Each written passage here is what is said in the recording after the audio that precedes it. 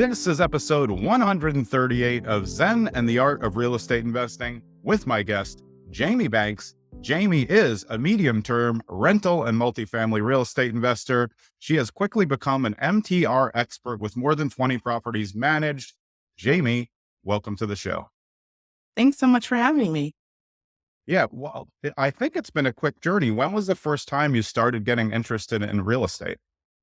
So I closed on my first investment property January of 2023. Oh, So wow. Okay. This a is little quick. over- I love doing this because it lets other people know, like, whatever age you are or wherever you're at, you can start and then get going. So let's hear your story. This is awesome. no, exactly. So I'll go back a few years to 2018. So graduated college.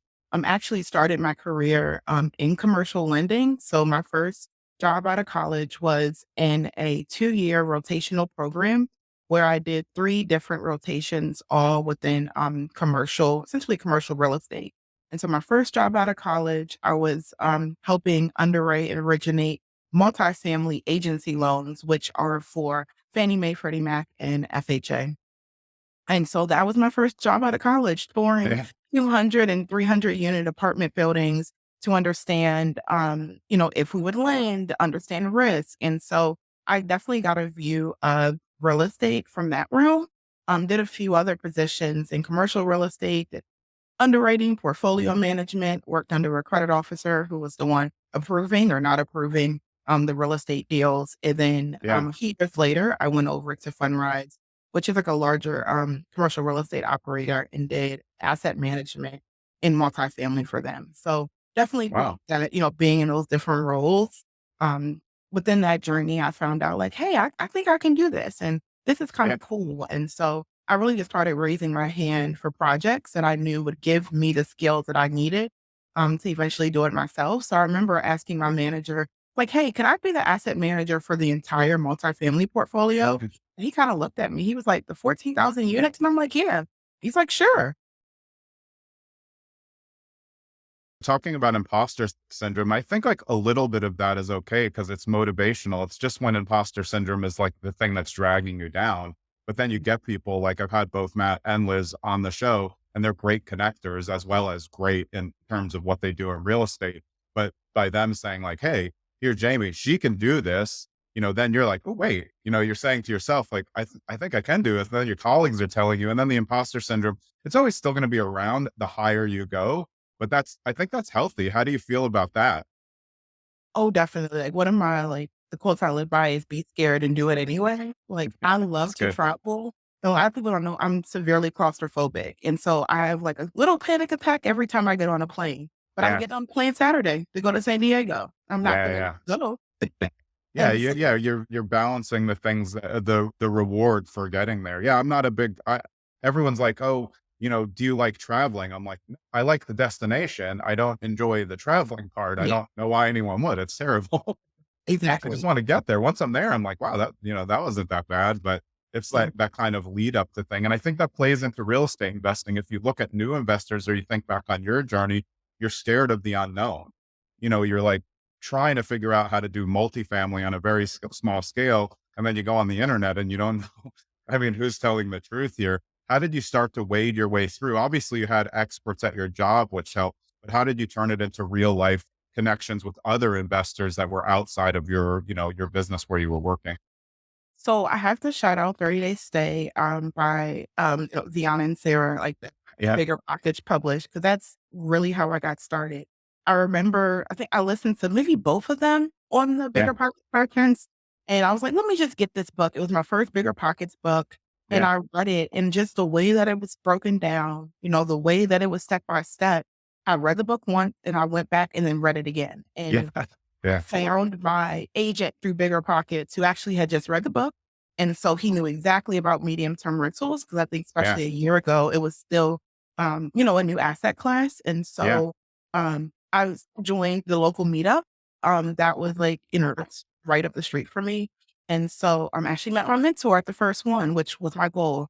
And she's helped me, just tremendously from mindset. Like she calls me on my mindset all the time. Like, Yeah. why did you say that? Don't say that, like you're putting a limit on yourself. Or, told me that like sometimes I struggle with imposter syndrome, or even just doing like what she calls an identity shift, like going from being an employee who was trying to climb the corporate ladder, who wasn't Yeah. that lucky, to being an entrepreneur. And now I have employees and people counting on me, and it's definitely a lot different.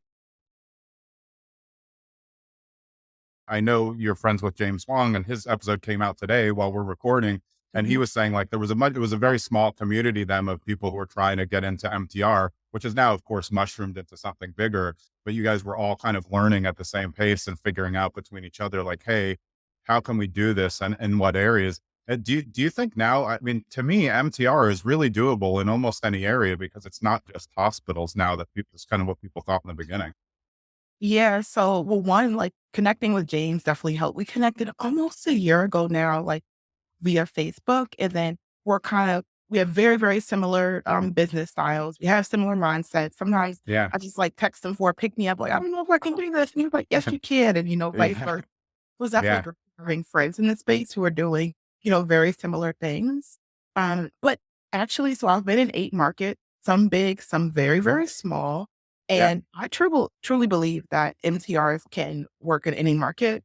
One thing that I do that I actually got from, I say, the corporate world is anytime that we closed on, a 200 unit, you know, mortgage, or I'm blanking on the word now. We know we closed on like Yeah. a net product.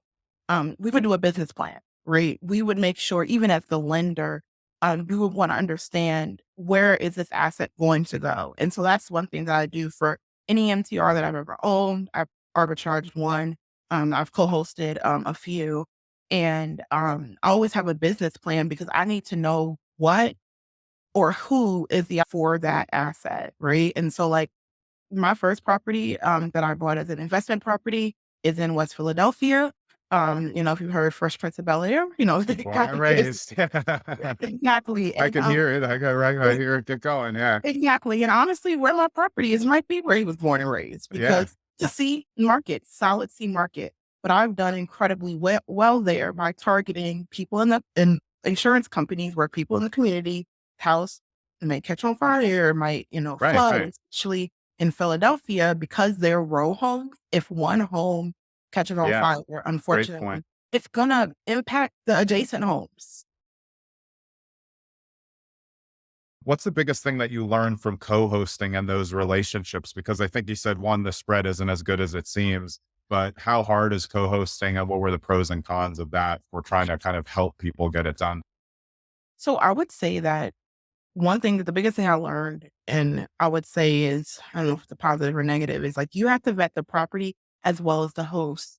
Um, it sometimes hard being a manager. I think especially you got somebody who manages, who cares, because there's property managers who don't. Yes. When there's something that I want to do for the property and I want to do it now, but the client might not see the same thing. And so I definitely would say, like, in a co-hosting relationship, and relationship where any relationship really, but especially with co-hosting, really to define those roles in your co-hosting agreement to vet the client. I think I would have, at first, I was only having one conversation with the co-hosting client, not including when we first met, maybe, Yeah. Yeah. senior messaging. But towards the end, I was having 4, and people who were getting to the 4th, um, by the end, no, people were getting to the 4th just because I really understood what I wanted and didn't want. But on the plus side, I think co-hosting is an amazing way to learn, and a low cost way to learn, right? Or a Yeah. low cost way to operate more units. Because part of the reason I started co-hosting, and then also I do something called tenant placement, where I have leads and but sourcing them from other people's property, so I've kind of pre-vetted and approved, Yeah. was that as I was growing connections, right? So in Philly, at the time I had a studio apartment that I arbitraged, and also the property that I own in Philly. Well, both of them were rented within the first month. Now, if someone calls me and I'm just like, call me back in 5 months, right? I hated saying no and losing that business. And so with co-hosting, I was able to acquire more units, which is $0 out of my pocket, right? Yeah. It's like I would charge a setup fee. So I'm, kind of making money in this one thing. I wasn't at first. Definitely Yeah. charge, a setup fee. Because, I was able to scale that way. I mean, I definitely have no regrets. I think one is, like, I can launch a NTR from anywhere. my first MTR, then obviously my house hack, was there to launch it. But my property in Philly, I haven't been to Philly in over a year.